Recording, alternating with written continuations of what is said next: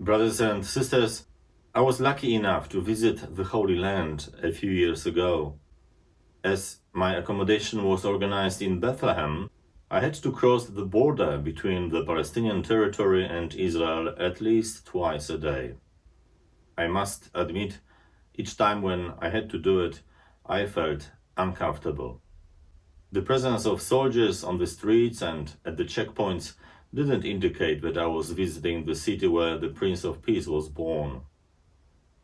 I could almost touch the hostility between the people of Palestine and Israel. Even small children were showing aggressive behavior, throwing rocks at the bus I was traveling in.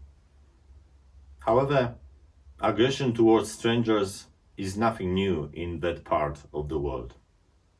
Similarly to today's conflict between Palestine and Israel, the Jews and Samaritans had been divided for centuries. In biblical times, Jewish pilgrims who passed through Samaritan territory were often treated badly. Many of them were killed just because they were different. In today's Gospel, Jesus did something unimaginable for a Jew.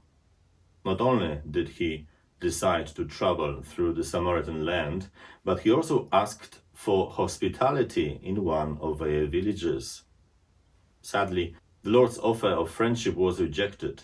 That's why the disciples felt justified in wanting to see retribution done to the Samaritan village.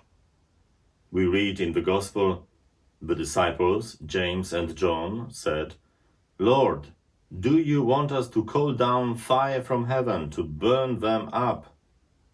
But he turned and rebuked them, and they went off to another village. Jesus rebuked his followers for their lack of tolerance. Tolerance is a much needed virtue today as well. Think for a moment about a difficult situation or a conflict you recently experienced at home, workplace, or at school. How did you react? Were you tempted to be aggressive towards others? Did you feel angry? Many years ago, a strange situation happened in one of my parishes. Just before Saturday evening Mass, a poorly dressed man entered the church, approached the altar, took 4 candles from it, and left undisturbed by anyone. The incident was reported to me when I was about to start the liturgy. It disturbed me greatly. I asked those who told me about it, why did nobody stop him? There was silence.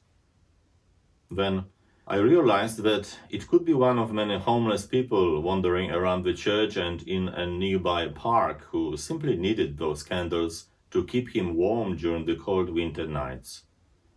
I said a prayer for that person and calmed down. I guess we all face stressful situations in life.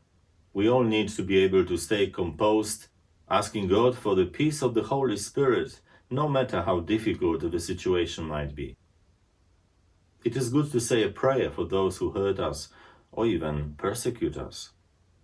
Thus, we will show Jesus that we are serious about following him and that we are ready to shoulder different kinds of crosses for him.